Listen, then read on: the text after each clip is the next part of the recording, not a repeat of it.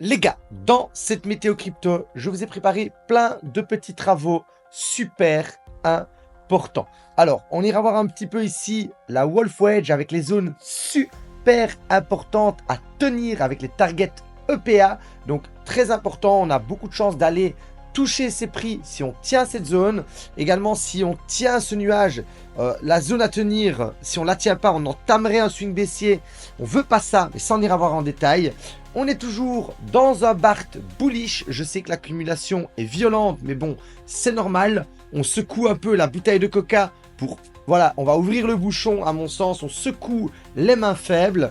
Ensuite, ici, Ethereum, très grosse accumulation. On n'a jamais vu ça. Ici, les amis, les altcoins sans le top 10 sont en train de faire un fractal similaire avant le bull run de 2021. Encore sur le total market cap, on verra une figure très impressionnante de Broading Wedge, accumulation, pump. On est ici sur le point de faire une nouvelle impulsion. Les amis, on est sur des points critiques. Si on ne tient pas cette zone, on risque de corriger. En revanche, si on la tient ici, qu'on a des bonnes nouvelles qui arrivent cette semaine, malgré le FUD, pour moi la guerre ça reste du FUD, et ben on risque d'avoir dans les jours à venir vraiment un très gros mouvement haussier qui est sur le point de se mettre en place devant nous. Les amis, restez bien connectés jusqu'à la fin. Vous voulez connaître les zones à surveiller pour ne pas vous faire piéger et vous voulez savoir quelle zone il faut tenir pour pouvoir profiter de la suite de ce bull run. On est sur des mouvements critiques comme d'habitude. Restez bien connectés. On démarre tout de suite. Bonjour à tous et bienvenue dans la Météo Crypto. Je m'appelle Noctis et chaque jour je vous amène des nouveautés et des stratégies pour vous aider à vous faire de l'argent sur ce marché. Si vous êtes nouveau sur cette chaîne, alors n'hésitez pas à vous abonner et à activer la cloche de notification dès maintenant. Alors ici, on a la Wolf Wedge parfaitement reliée. 1, 2, 3, 4 en l'air ici. Avec le 5, on vient tirer sur l'élastique. On a la zone à tenir ici, on se fait de suite ravaler.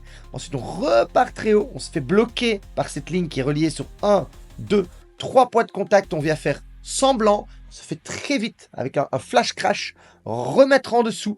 Et on tient encore cette zone une fois.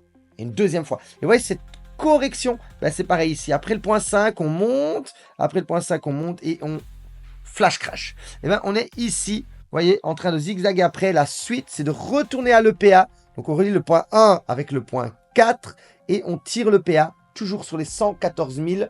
On en avait parlé, c'est une bullish Wolf Wedge.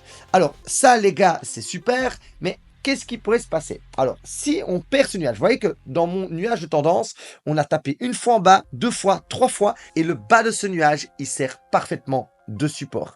Et regardez quand on touche dedans, on remonte et on retouche et on remonte avant de le craquer et d'invalider. Donc je pense que quand on vient pour la première fois retoucher le bas du nuage, c'est dans le but d'au moins refaire un plus haut. Donc si à partir d'ici, on remonte, voilà, et qu'on n'arrive pas à remonter, et qu'on réaffaiblit, ou que ici on fait semblant et qu'on a une mauvaise news qui arrive, et qu'on craque vers le bas, alors là on pourrait entamer un swing baissier. Mais ce swing baissier, il faudra rester très prudent. Parce que la vraie invalidation, c'est que si on commence à aller dans le nuage ici en dessous, et que vous voyez comme ici on a une bougie vraiment qui casse vers le bas, ben là on aura vraiment le swing baissier. Donc si on va dans cette zone rouge, attention c'est pas bien, mais ça peut être un piège où on peut remonter dans le nuage vert. Ça c'est très bien, on doit conserver cette tendance.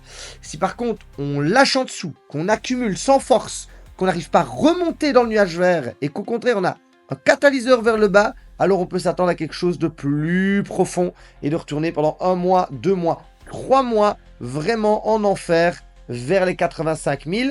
Je suis prêt à ce scénario. Maintenant, perso, je pense qu'on va tenir, mais je reste quand même prudent.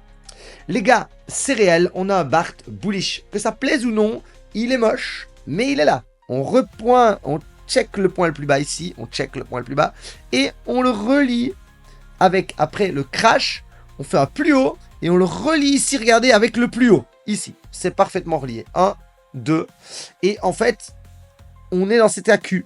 Donc on zigzague avec des pièges baissiers et des pièges haussiers. Mais au final, si on enlève ces deux pièges, on accumule de l'autre côté du BART. C'est quoi un BART? Si on accumule, on fait semblant d'engager tout le monde, et d'un coup, on remet tout le monde le museau dans l'eau.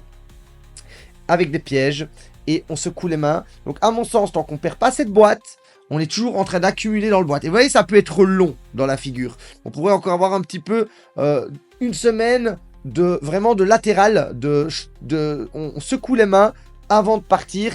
Et évidemment, si on l'invalide, ben on perd le Bart. C'est-à-dire que si on invalide, c'est ça qu'il faut comprendre. Si on invalide, on perd et le Bart Bullish, on perd la tendance avec le nuage et les émas, et en plus de ça, on perd la Wolf Wedge. C'est-à-dire qu'il y a 3 figures boules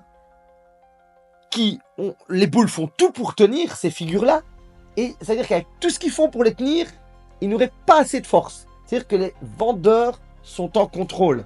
Et si, malheureusement, avec ces 3 figures bullish, les vendeurs sont en contrôle, à mon avis, c'est pour corriger plus bas. Mais pour le moment, on tient ces figures haussières, que ça plaise ou non. Et parallèlement à ça, en coulisses, vous savez bien que j'aime bien vous partager des petites infos pépites, nous avons énormément d'accumulation, mais énormément d'accumulation pour Ethereum. C'est en train de charger à fond. C'est gros, hein, c'est gros. C'est en train de se passer sur Ethereum. Demain, je vous ferai un graphique sur Ethereum en weekly. N'hésitez pas à vous abonner pour ne rien manquer. Il y a vraiment des belles choses qui se préparent sur Ethereum, mais on en parlera demain. Alors ici, regardez, on est sur le total market cap, mais on enlève le top 10. Voilà, les altcoins sans le top 10. Très beau fractal, hein. On a le bull run, bear market. Ensuite, on le latéralise.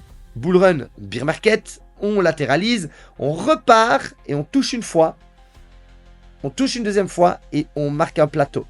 Ici, pareil, on touche une fois, on touche une deuxième fois et on marque un plateau.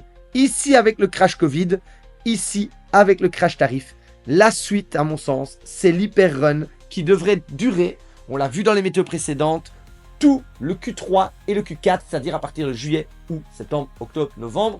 Et pour moi, décembre, ce sera la fin du bull. Ce sont mes target timing. Alors ici, les amis, très beau Broadening Wedge, c'est un cône baissier. On sort de ce Broadening Wedge, on accumule, mais pendant longtemps, hein, en 2016, 2017, presque 2018, on accumule pendant 2 ans. Et puis on a la grosse expansion. Broadening Wedge, ici pareil, 2019, 2020, 2021, on accumule pendant 2 ans. Gros pétard, ici Broadening Wedge, et regardez, 2024, 2025, on arrive pour fin 2026, on accumule également pendant 2 ans, 2 ans et demi. Now, maintenant, bah, vous connaissez la suite. Broadening Wedge, accumulation 2 ans, pétard. Broadening Wedge, accumulation 2 ans, pétard. Broadening Wedge, accumulation 2 ans, now, pétard. Pour moi, la suite de l'aventure est imminente et la phase mania du bull run est vraiment à notre porte. Les amis, j'espère que vous avez apprécié cette météo et moi, je vous dis à demain pour une nouvelle vidéo.